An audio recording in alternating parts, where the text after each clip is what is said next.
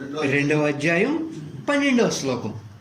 అహో అహం నమామ్యహం ఏకః అహః దేహవాన్ అపి క్వచిత్ గంత న అగంత విశ్వం వ్యాప్య అవస్థితః. ఓ సద్గురుదేవ, ఓ మునీంద్ర, నాకు నేనే నమస్కరించుకుంటున్నా. ఇందాక ఒకటి చెప్పాడు, ఇప్పుడు ఇంకోటి చెబుతున్నాడు. నేను ఈ దేహాన్ని ధరించి ఉన్నప్పటికీ నేను ఏకం. ఈ దేహాన్ని ధరించి ఉన్నప్పటికీ నేను ఏకం అంటే నేను ఏకత్వాన్ని అనుభూతి పొందుతూ ఉన్నా. నేను అద్వితీయుణ్ణి.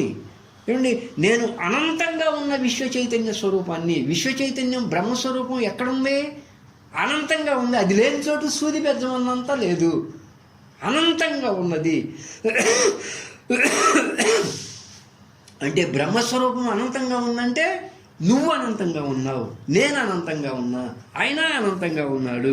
ఏమండి, దేహం అనేది శాశ్వతం కాదు, కానీ విశ్వ చైతన్యమైనటువంటి బ్రహ్మస్వరూపం శాశ్వతం. అంటే నేను శాశ్వతం, ఈ విశ్వ చైతన్యమైనటువంటి బ్రహ్మస్వరూపం అనంతంగా ఉంది, అనంతంగా ఉంది. అసలు అది లేని చోటంటూ లేదు, అది లేని చోటంటూ లేదు. కాబట్టి నేను ఎక్కడుంటే ఇంకో ఊరు వెళ్తాను, ఒకవేళ అక్కడుంటే ఈ ఊరు వస్తాను, అక్కడ ఇక్కడ నేనే ఉంటే ఎక్కడికి వెళ్ళటం లేదు, ఎక్కడికి రావడం లేదు. అందుకని ఓ సద్గురుదేవ, ఎక్కడికి వెళ్ళటము లేదు, నేను ఎక్కడికి రావడము లేదు. ఎందుకని? నేనే అనంతంగా ఉన్నా కాబట్టి. గుంటూరులో నేనే ఉన్నా, విజయవాడలో నేనే ఉన్నా, తెనాలిలో నేనే ఉన్నా. ఇంకా నేను విజయవాడ వెళ్ళటం ఏముంది? ఏం సార్, విశ్వ చైతన్యం అనంతంగా ఉన్నప్పుడు ఇంకో ప్రదేశానికి వెళ్తుంది అని వస్తుంది అని మనం చెప్పలేం కదా. అట్లా చెప్పాము అంటే మనం ఆత్మ అజ్ఞానంలో ఉన్నాం, ఆత్మజ్ఞానంలో లేము. ఆత్మజ్ఞానం అని చెబుతున్నాం కానీ ఆత్మ అజ్ఞానంలో ఉన్నాం. ఈ విశ్వ చైతన్యమైనటువంటి బ్రహ్మము అనంతంగా పూర్ణంగా వ్యాపించి ఉంది, వ్యాపించి ఉంది. అంటే ఎక్కడికో వెళ్ళటం రావడం అనే భావంలో ఈ విశ్వ చైతన్యమైనటువంటి బ్రహ్మమునకు ఉండవు. దేహ మనోభావనలకి అతీతంగా ఉంటేనే విశ్వ చైతన్య స్వరూపంగా నిన్ను భావించుకుంటేనే ఈ స్థితులు తెలుస్తాయి. నేను విశ్వ చైతన్య స్వరూపం, అనంతంగా పూర్ణంగా ఉన్నా, నేను లేని చోటంటూ లేదు. అందుకని నేను ఎక్కడికి వెళ్ళటం రావడం అనేది ఉండదు అనేది నువ్వు బాగా తెలుసుకుంటేనే ఈ స్థితులు నీకు బాగా తెలుస్తాయి. అట్ట కాకుండా నేను వేరు, దైవ స్వరూపం వేరు, నేను వేరు, ఇంకొకరు వేరు అనుకుంటే నీకు ఈ స్థితులు తెలియబడవు.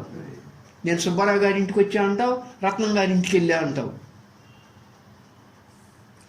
ఈ మనోదేహాలే నేను అన్న భావంతో ఉంటే మనం ఎక్కడికైనా వచ్చినప్పుడు కానీ వెళ్ళినప్పుడు కానీ నేను పలానా ప్రదేశానికి వెళ్ళా, నేను పలానా ప్రదేశం నుంచి వస్తున్నా అని అంటాం.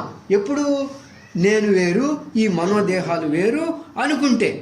ఏమండి, నేను ఇక్కడ ఉన్నాను, అక్కడికి వెళ్తాను, ఇటువంటి భావనలు ఎప్పుడు వస్తాయి?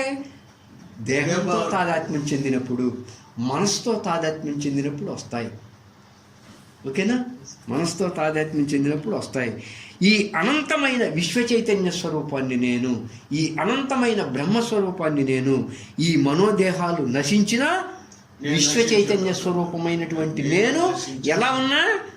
అనంతంగా ఉన్నా, అనంతంగా ఉన్నా. నేనే అమెరికాలో ఉన్నా, నేనే ఇండోనేషియాలో ఉన్నా, నేనే ఇండియాలో ఉన్నా. అండి, ఈ విశ్వ చైతన్యము నుంచే ఈ జగత్తులో జగత్తులన్నీ ఏర్పడి నామరూపాలుగా, పదార్థాలుగా, సాకారంగా ఉన్నాయి.